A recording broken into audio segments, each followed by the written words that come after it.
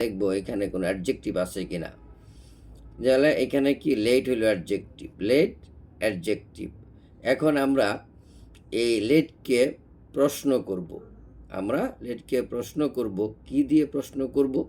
আমরা সাবজেক্টটা পাওয়ার জন্য লেট অর্থ দেরি, লেট অর্থ দেরি। তাহলে আমরা প্রশ্ন করি কে দেরি করেছিল, কে দেরি করেছিল? তাহলে উত্তরটা আসতেছে এখানে, যে এখানে এই যে সেতু এই ফাতিমা। এখন সেতু ফাতিমাকে সংযোগ করার জন্য একসাথে সংযোগ করার জন্য, যোগ করার জন্য এখানে অ্যান্ড ব্যবহার করা হয়েছে। আমরা অ্যান্ড শব্দটা আনবো। তাহলে আমরা আনবো প্রথমে কি, এখানে আনবো সেতু, সেতু অ্যান্ড, সেতু অ্যান্ড, সেতু অ্যান্ড ফাতিমা, সেতু অ্যান্ড ফাতিমা। আচ্ছা, সেতু অ্যান্ড ফাতিমা আনার পরে আমরা আনবো কি, এই এখানে আমরা সাবজেক্ট পেলাম। সাবজেক্টের পরে কি ব্যবহার করতে হয়? ভার্ব ব্যবহার করতে হয়। তো সেতু অ্যান্ড ফাতিমা আর পরে আমরা কোন ভার্বটা আনবো? ওয়ার। তাহলে এখানে ওয়ার দিব আমরা, ওয়ার। আচ্ছা, এরপরে ওয়ারের পরে সাধারণত আইনযুক্ত ভার্ব হয়। যেহেতু এখানে কোনো আইনযুক্ত ভার্ব নেই, তাহলে আমরা ব্যবহার করব কি? লেট, অ্যাডজেক্টিভ ব্যবহার করব, লেট, লেট। তাহলে Setu and Fatima were late. আচ্ছা, এরপরে দেখো আমরা এখানে কি কি শব্দ নিলাম? এখানে এটা নিলাম, সেতু নিলাম, ফাতিমা নিলাম, ওয়ার নিলাম, এরপরে নিলাম লেট নিলাম। এখন শব্দ রয়েছে আমাদের কি? ফর রয়েছে, দি রয়েছে এবং ক্লাস রয়েছে। এখন আমরা প্রশ্ন করি যে কোথায় দেরি করেছিল? কোথায় দেরি করেছিল মানে কোথায় আসতে দেরি করেছিল? এই যে ফর দ্য ক্লাস। আচ্ছা, ফর আমরা এখানে লিখবো ফর দ্য ক্লাস। তাহলে Setu and Fatima were late for the class. হ্যাঁ, সেতু, এই যে তাহলে এই যে এই সেন্টেন্সটা এখানে গঠন হয়ে গেল। আমরা সেন্টেন্সটা কীভাবে পেলাম? প্রথমে আমরা সাবজেক্ট নিব। সাবজেক্ট কি আমরা কিভাবে পাবো? তখন আমরা যদি কোনো আইনযুক্ত ভার্ব না থাকে, তখন আমরা এই অ্যাডজেক্টিভকে প্রশ্ন করব। কি প্রশ্ন করব? হ্যাঁ, কে দেরি করেছিল, কে দেরি করেছিল, কে দেরি করেছিল? আমরা উত্তর পেলাম সেতু অ্যান্ড ফাতিমা, সেতু এবং ফাতিমা দেরি করেছিল। তাহলে এরপরে আমরা ভার্ব বসাবো ওয়ার, এরপরে আমরা অ্যাডজেক্টিভ বসাবো। কোথায় দেরি করেছিল? কোথায় আসতে দেরি করেছিল? ফর দ্য ক্লাস, ক্লাসের জন্য দেরি করেছিল, ক্লাসে আসতে দেরি করেছিল, এখানে ফর দ্য ক্লাস। আচ্ছা, এরপরে আমরা জি নাম্বারে আসো। দেখো জি নাম্বারে কি আছে? জি নাম্বারে দেখো এখানে আছে শব্দগুলো, তোমরা একবার পড়ে নাও। জি নাম্বারের শব্দগুলো একবার পড়ো। জি নাম্বারের শব্দগুলো আমরা পড়ে নিচ্ছি। যে এখানে দেওয়া আছে, দি আছে, ওয়াশ আছে, গার্ল আছে, বেরি আছে, লেটল আছে, এক্সাইটেড দেওয়া আছে, টু, ভিজিট, জু, দি।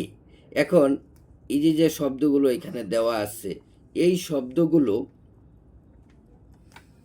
শব্দগুলো দিয়ে আমাদের একটি মিনিংফুল সেন্টেন্স তৈরি করতে হবে। আর মিনিংফুল সেন্টেন্স তৈরি করার জন্য এই এলোমেলো শব্দগুলো থেকে আমরা একটা ভার্ব নির্ধারণ করব। আমরা একটা ভার্ব নির্ধারণ করব। এই ভার্বটা কি? এখানে দেখো দেওয়া আছে ভার্ব হিসাবে ওয়াজ দেওয়া আছে, ভার্ব হিসাবে এখানে ওয়াজ আছে, এখানে ভিজিটও দেওয়া আছে, ভিজিটও দেওয়া আছে। তাহলে আমরা কিভাবে বুঝবো যে কোন ভার্বটা আমরা নিব? এখানে ওয়াজ নিব না ভিজিট নিব? তার জন্য আমাদেরকে এখানে দেখতে হবে যে এখানে কোনো অ্যাডজেক্টিভ আছে কিনা, এখানে কোনো অ্যাডজেক্টিভ আছে কিনা। এখানে অ্যাডজেক্টিভ লিটল আছে, এক্সাইটেড আছে, এক্সাইটেড আছে। তাহলে আমরা প্রশ্ন করি এক্সাইটেডকে দিয়া যে কে উত্তেজিত হয়েছিল? কে উত্তেজিত হয়েছিল? কে উত্তেজিত হয়েছিল? তাহলে কে উত্তেজিত হয়েছিল আমরা পাবো কি? দ্য গার্ল, বালিকাটি উত্তেজিত হয়েছিল। আচ্ছা, বালিকাটি উত্তেজিত হয়েছিল বুঝলাম। এরপরে আমরা এই বালিকাটি কেমন, এই বালিকাটি কেমন, লিটল, তা আমরা লিখব the little girl, the little girl. তাহলে আমরা লিখি এখানে এখানে আমরা যদি লিখি the little girl, the little girl, the little girl, ছোট্ট বালিকাটি। হ্যাঁ, ছোট্ট বালিকাটি। এরপরে আমরা লিখবো এখানে কি, যেহেতু এখানে কি ছোট্ট বালিকাটি হলো থার্ড পারসন সিঙ্গুলার নাম্বার, আমরা জানলাম কি কে উত্তেজিত হয়েছিল, ছোট্ট বালিকাটি। এরপরে আমাদের কি ভার্ব আনতে হবে, এখানে কি ওয়াস আনবো, ওয়াস, দি লিটল গার্ল ওয়াস, দি লিটল গার্ল ওয়াস। এখন এই ওয়াস আনার পরে আমরা আনবো একটা কি অ্যাডজেক্টিভ আনতে হবে, অ্যাডজেক্টিভ আনতে হবে, কারণ এই যে এম ইস আর ওয়াচ এর পরে আইনযুক্ত ভার্ব হয়, নতুবা আমাদের কী ব্যবহার করতে হবে, একটা অ্যাডজেক্টিভ ব্যবহার করতে হবে। তাহলে এক্সাইটেড ব্যবহার করব, এক্সাইটেড ব্যবহার করলাম। তাহলে অর্থ হইল কি, দি লিটল গার্ল ওয়াজ এক্সাইটেড। হ্যাঁ, ছোট্ট বালিকাটি উত্তেজিত হয়েছিল।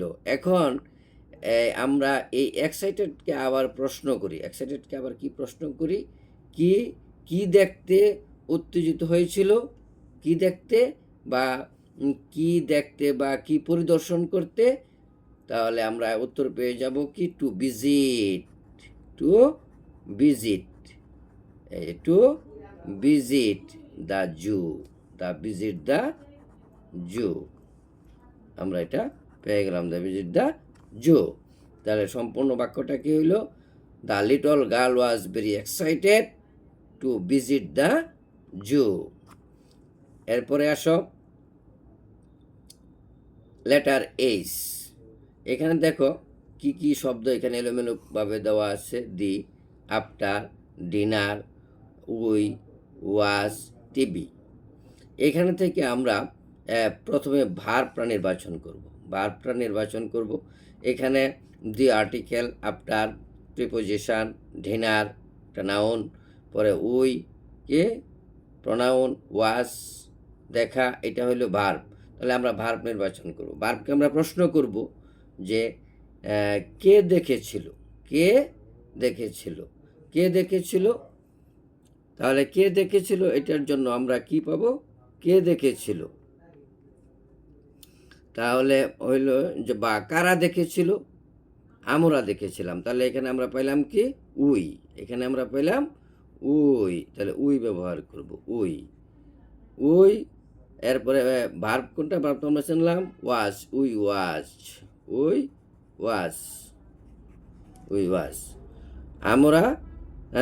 আমরা দেখি। এখন এই ওয়াজকে আবার প্রশ্ন করো, কি দেখি, এই তো আমরা অবজেক্ট পেয়ে গেলাম, টিভি দেখি, উই ওয়াজ টিভি, আমরা টিভি দেখি। কখন দেখি, এই যে আফটার ডিনার, তখন আফটার ডিনার দিয়ে দেবো, আফটার ডিনার। এরপরে লেটার আই আসো। এখানে দেখো কি দেওয়া আছে, সিস্টার, মাই, অলওয়েজ, পরে দেওয়া আছে কি shares, toys, with, her, me. এখানে তোমাদের প্রথম কাজটা হইল যে ভার্ব নির্বাচন করা, একটা ভার্ব নির্বাচন করা। এখানে ভার্ব হইলে আমরা পাইছি কি শেয়ার অর্থ কি ভাগাভাগি করা। আমরা প্রশ্ন করব শেয়ারকে, কে ভাগাভাগি করে, এখানে আসবে মাই সিস্টার।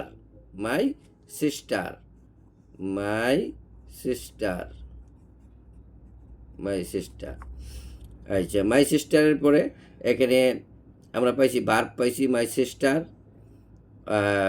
ভার্ব দিলাম মাই সিস্টার শেয়ার্স। আচ্ছা, এখন হলো এইখানে দেখো অলওয়েজ নামে একটা অ্যাডভার্ব দেওয়া আছে। মেইন ভার্বের আগে সাধারণত কি অলওয়েজ ব্যবহার করতে হয়। মেইন ভার্বের আগে সাধারণত অলওয়েজ ব্যবহার করতে হয়। তাহলে শেয়ারের আগে আমাদের অলওয়েজ ব্যবহার করতে হবে। হ্যাঁ, যে এখানে অলওয়েজ ব্যবহার করবা, অলওয়েজ। তাহলে my sister always shares, my sister always shares. হ্যাঁ, আচ্ছা, এখন শেয়ারকে আবার প্রশ্ন করো, শেয়ারকে আবার প্রশ্ন করো যে কি কি শেয়ার করে, কি শেয়ার করে, কি শেয়ার করে? হার টয়েস, এই যে হার টয়েস, হার টয়েস। কার সাথে শেয়ার করে? হ্যাঁ, এই যে উইথ মি, আমার সাথে, উইথ মি।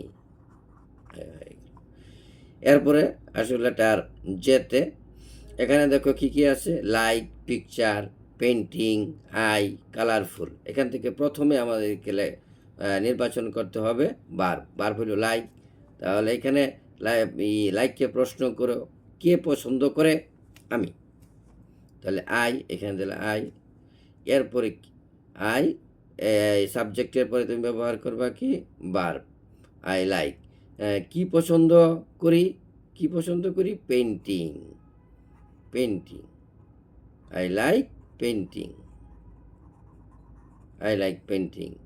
আচ্ছা, এরপরে এরপরে প্রশ্ন, পেন্টিং এর পরে, পেন্টিং এর পরে কি? পেন্টিং এর পরে পেন্ট, যদি পেন্ট বার্বটা সাধারণত এখানে পেন্টিং নাউন হিসেবে ব্যবহৃত হয়েছে, কিন্তু পেন্টিং যদি বার্ব হিসেবে ব্যবহৃত হইতো তাহলে আমরা তার পেন্টিং অবজেক্ট গ্রহণ করে। তাহলে পেন্টিংয়ের পরে আমরা কি নিতে পারি? কি ধরনের পেন্টিং করে, কি ধরনের পেন্টিং করে, কি ধরনের যে অঙ্কন করে। তাহলে আমরা নেব কি? Colourful picture, colourful picture, colourful pictures. তাহলে কালারফুল পিকচার্স। তাহলে I like painting colourful picture. তাহলে আশা করি তোমরা আলোচনাটা বুঝতে পেরেছ। এই রিয়ারেঞ্জ সম্পর্কিত আলোচনার জন্য বা রিয়ারেঞ্জ গঠন করার জন্য, নতুন করে বা এলোমেলো শব্দগুলো সাজিয়ে লেখার জন্য প্রথমেই তোমাদেরকে কি করতে হবে?